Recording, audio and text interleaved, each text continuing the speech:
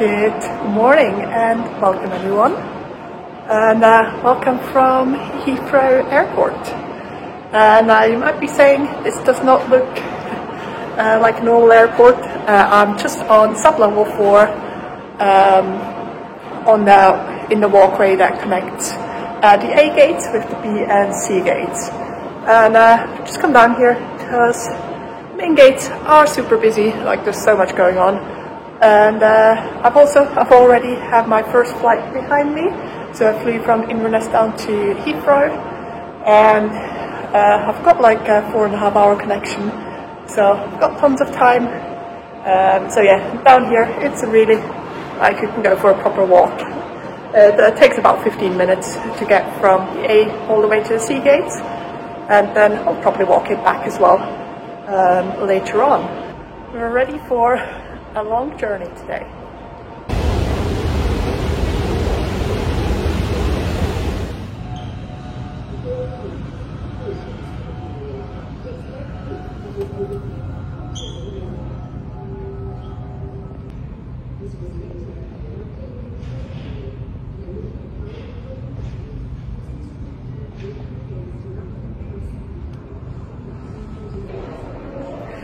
In general, also, if you do need to wait around, the C gates here are definitely a lot quieter.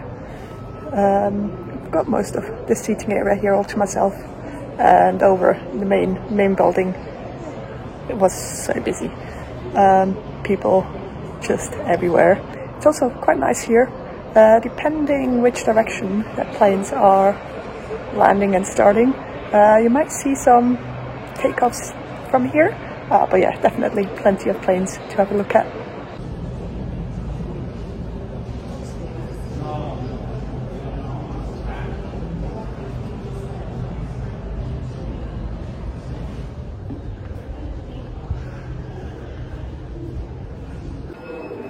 I am on the move again, so yeah, I'm planning on walking around quite a bit during my transfer, because yeah, I'll be sitting enough once we get back on the next plane. But yeah, I'm gonna get my steps in.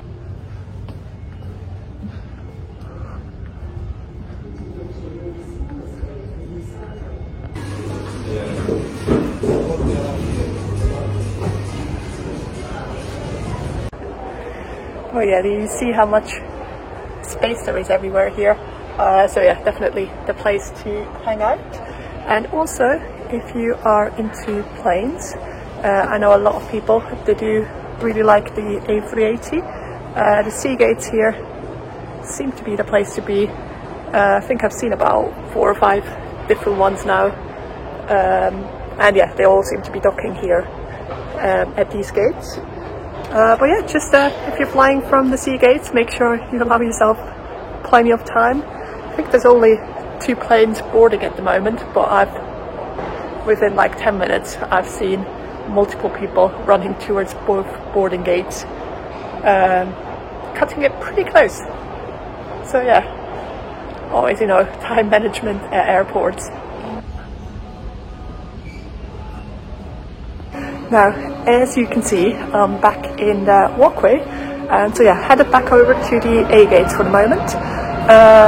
Like I said, I do want to speak to British Airways customer representative, just a question about my return flight.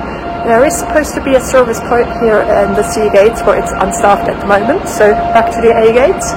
And also, I do want to grab some food in a little bit, and yeah, a lot more options over in A. But once I've done all of that, probably heading straight back over here.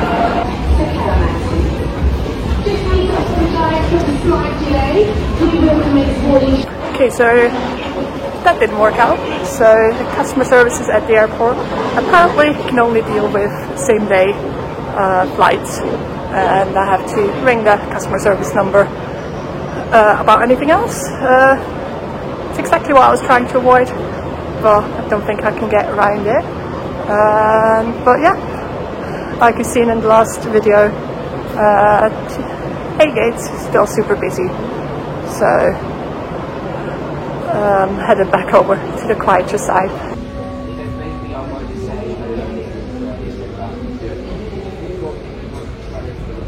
Alright, it's 1 o'clock now. The flight leaves at 2:05, so in just over an hour. We finally got our gate assignment. So yeah, we're leaving out of the A gate. So I'm headed back there, and then yeah, we'll get ready for another flight.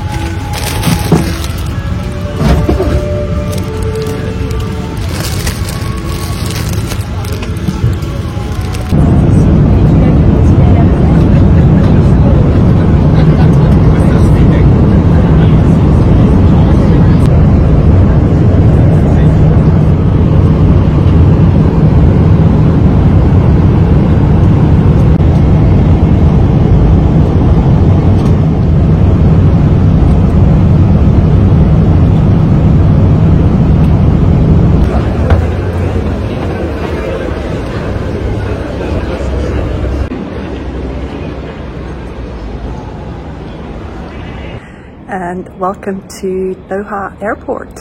Now, I know it looks very empty around me, but believe me, the airport's still quite busy, but I am pretty good at finding quiet spots in airports.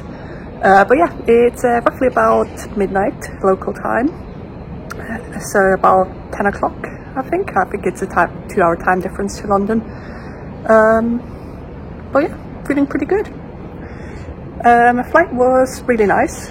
You might have noticed I did have a little bit more space than usually you'd see in economy, and that's because I actually flew the last sector in premium economy.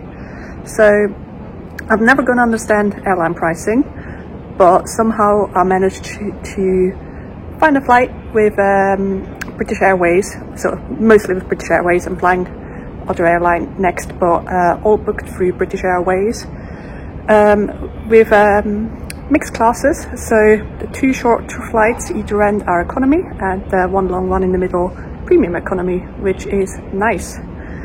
But yeah, somehow managed to get a price not really any more than kind of other flights, just economy all throughout. But yeah, flights out of Inverness can be a little bit weird, but basically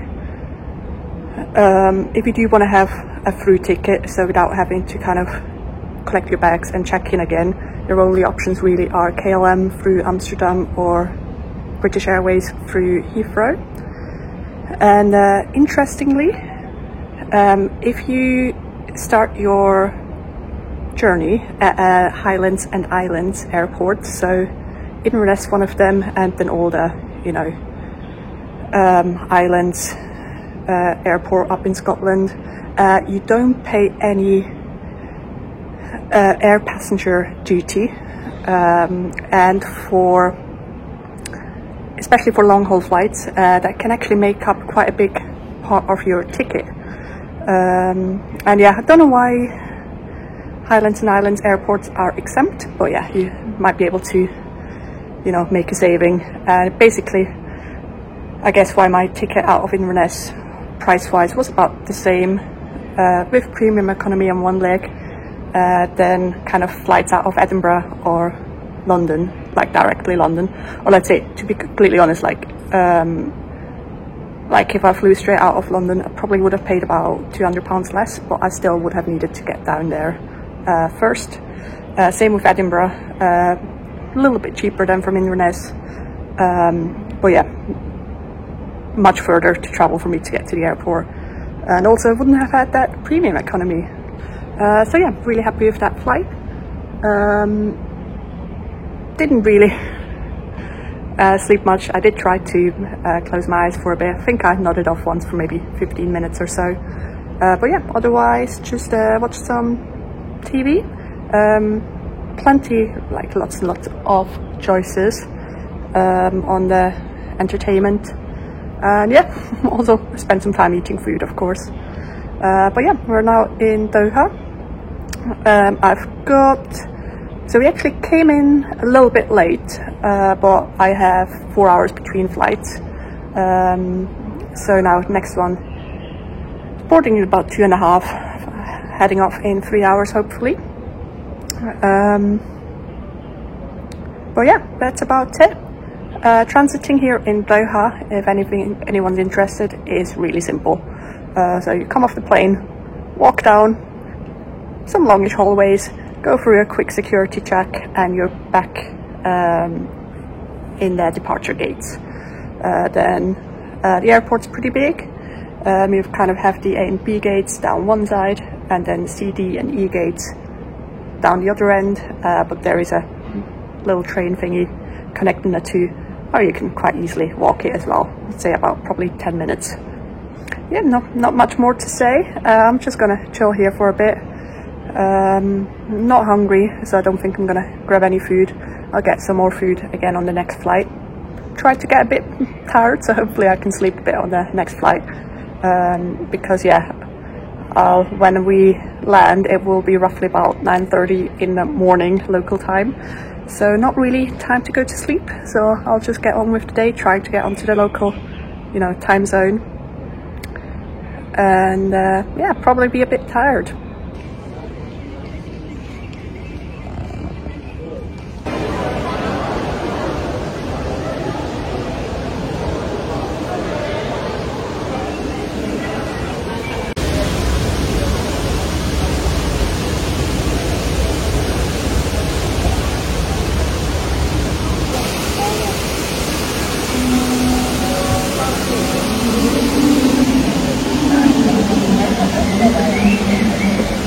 I've been to Doha before. I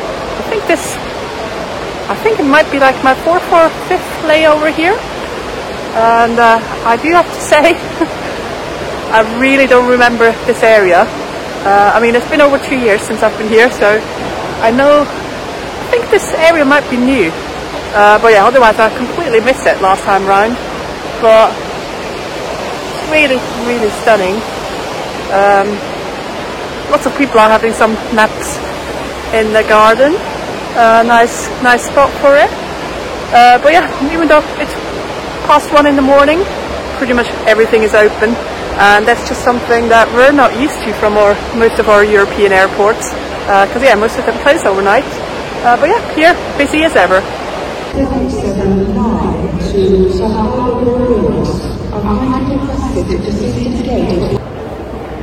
Here's Gate 7, which will be ours. Oh yeah, our gate. Boarding's not for another hour and a half. Just have to make sure it's there.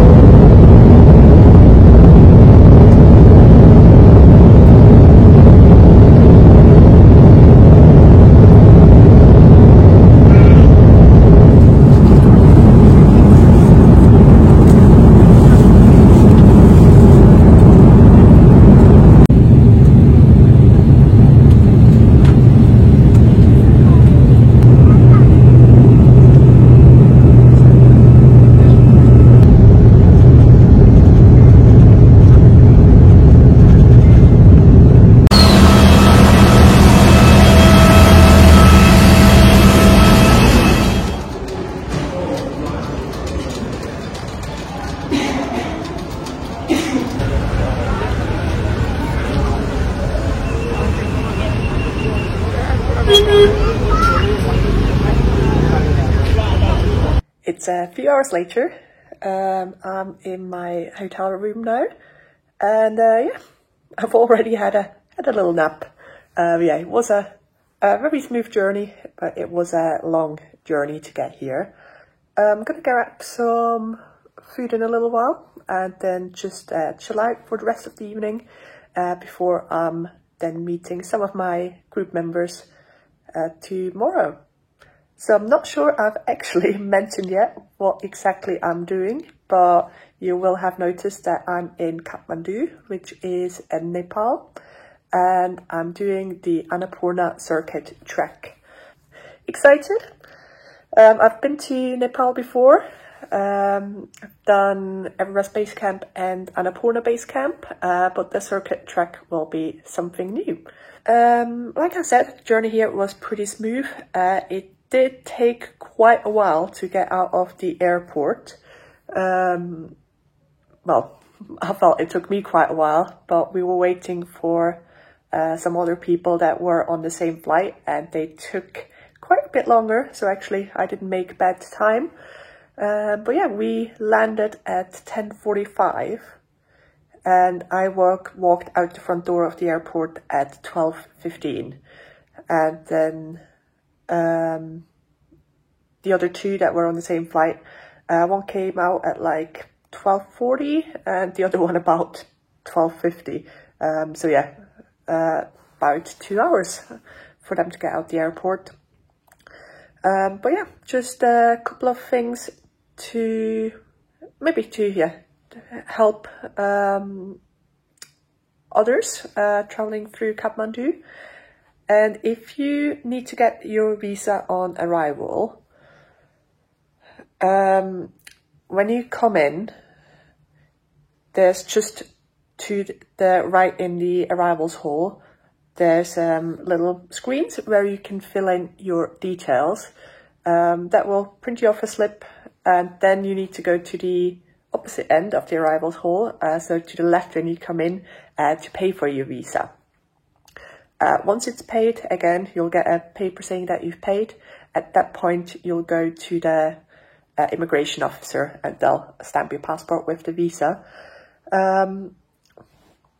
It's kind of, I was quite towards the front of the plane, so I deplaned pretty quickly.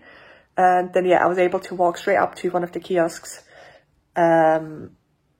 put my details in, and then I did have to queue a little bit to pay, and then again at the immigration desk. But yeah, by the time I finished putting my details in, there's about, I'd say probably about maybe 7-8 screens to use, and each screen had like a line of about 6 people deep. So yeah, if you get there nice and quick, pretty easy, but you might be waiting for a while. But yeah, the details, your details, you can actually pre-fill those in online, and then you can just head straight to the payment desk. I decided not to this time. Don't know, I just wanted to try out the other way. But yeah. And yeah, immigration actually didn't take that long, but then before you get to baggage claim, they screen all the passengers and your hand luggage again, and that queue was absolutely massive. So I think there was about 2 or 3 other flights that landed just before ours. And yeah, long queue. But yeah, one more thing that might help some of you out. So because it takes a lot of people quite a while to get through to baggage claim, staff quite often pull the bags off the carousel and just put them to the side in a big pile, basically. So yeah, make sure if you get to your carousel, have a look if there's a pile of bags next to it, because yeah, quite often your bag will already be pulled off the carousel and not be on it anymore. So one of the other guys on the same flight said one of the reasons he was so late was he he had 2 bags. So one bag he saw very quickly on the carousel, was doing its rounds, and he was basically just waiting for his other bag on the carousel. Didn't notice that there's a bunch of bags to the side for about 15 minutes. So yeah, lost a bit of time there. So yeah, good to know. Make sure you look around you. Yeah, that's it. If anyone's got any questions, pop them below. I'll do my best to answer. And yeah, we'll go explore Kathmandu tomorrow and the next day. And after that, our circuit trek begins. And of course, I'll bring all of you with me.